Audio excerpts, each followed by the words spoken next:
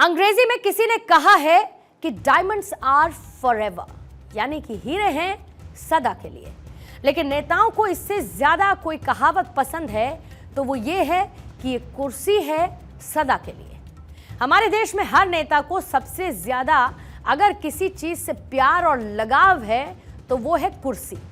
कुछ नेता कुर्सी के सहारे बदलाव लाना चाहते हैं तो कुछ नेता कुर्सी के सहारे खुद के जीवन में बदलाव लाना चाहते हैं।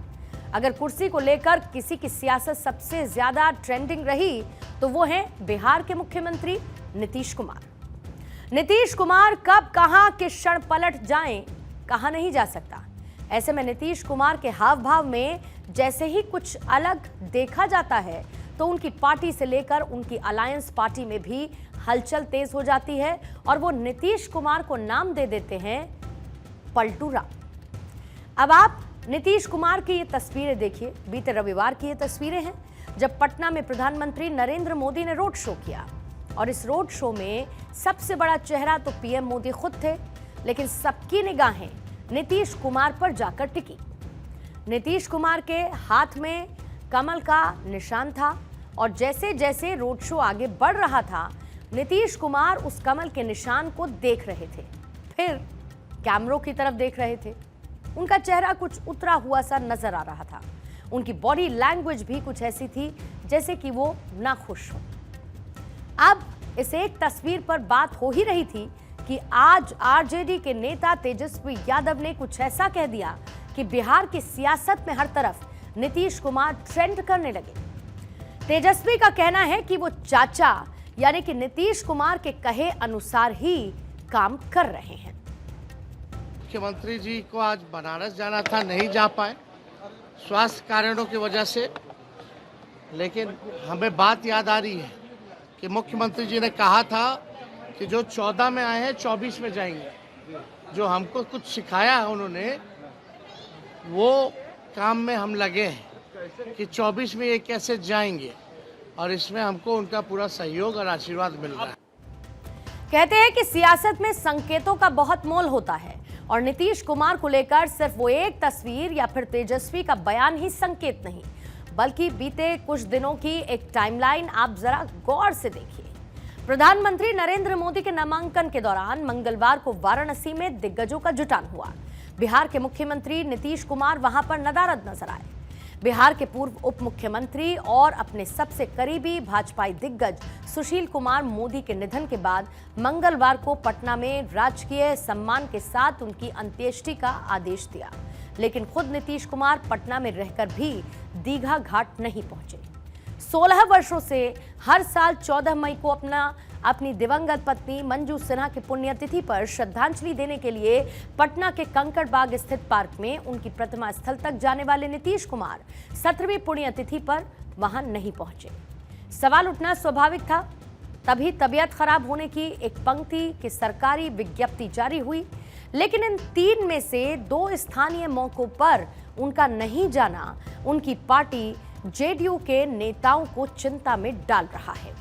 बिहार की आम जनता भी प्रधानमंत्री नरेंद्र मोदी के रोड शो के दौरान मुख्यमंत्री की तस्वीरों को देखकर कुछ विचलित नजर आई। सवाल कर रही है कि कहीं ज्यादा मुश्किल में तो नहीं है नीतीश कुमार। अब ऐसे में मांग ये उठ रही है सीएम नीतीश कुमार का हेल्थ बुलेटिन जारी कर दिया जाए। अब आप जरा यहां पर कुछ डॉट्स को कनेक्ट करिएगा। 9 महीने पहले बिहार में महागठबंधन की सरकार थी। जेडीयू की कमान तत्कालीन अध्यक्ष राजीव रंजन सिंह उर्फ ललन सिंह संभाल रहे थे और तब बीजेपी विपक्ष में थी। मुख्यमंत्री नीतीश कुमार लगातार अजीब बयानों और अलग हरकतों के कारण खबरों में आने लगे। मंत्री अशोक चौधरी का सिर टकराने, पूर्व मुख्यमंत्री जीतन राम मांझी को तू तड़ाक करने, मीडिया के सामने हाथ जोड़कर झुकने, विधानमंडल के दोनों सदनों में जनसंख्या नियंत्रण का फॉर्मूला बताने जैसी कई घटनाओं के बाद बीजेपी ने आरोप लगाया कि सीएम नीतीश कुमार के साथ साजिश रची जा रही है और उन्हें गलत दवा दी जा रही है।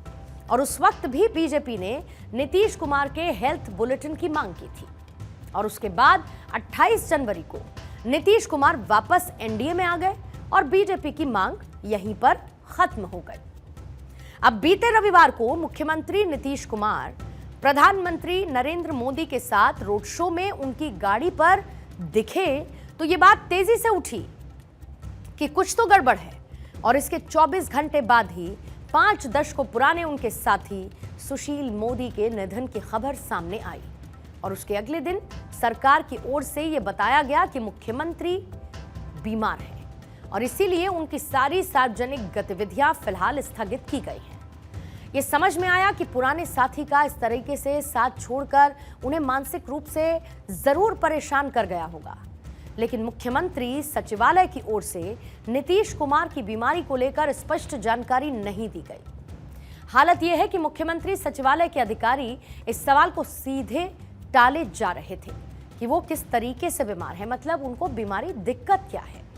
आम जनता ये जानना चाह रही थी कि नीतीश कुमार की बीमारी का वास्ता उनकी मानसिक स्थिति से तो नहीं है, और अगर ऐसा है भी तो उसका इलाज सही तरीके से हो भी रहा है या नहीं। ऊर्जा से ओतप्रोत, सजग, हंसमुख और मिलनसार नीतीश कुमार थके हारे, निराश, हताश, परेशान और बीमार लग रहे हैं। सवाल उठना लाजमी है कि उनकी ऐसी स्थिति इतनी जल्दी कैसे बदलेगी। क्या वो बीमार हैं? परेशानी राजनीतिक है या फिर शारीरिक मानसिक है? लोग जानना चाहते हैं और इसीलिए हेल्थ बुलेटिन की मांग कहीं से भी गलत नहीं है। लेकिन नीतीश कुमार की इस कथित बीमारी ने अब बिहार की सियासत को काफी तनाव में ला दिया है।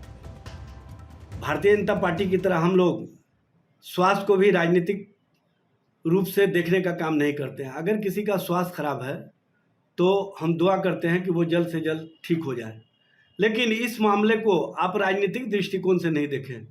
मानवीय जीवन में शारीरिक अस्वस्थता होती रहती है, यह कोई बड़ी बात नहीं है। बहुत सारे लोग इसका अलग अलग पॉलिटिकल एंगल निकालने में लगे हैं, इससे कोई फर्क नहीं पड़ता है।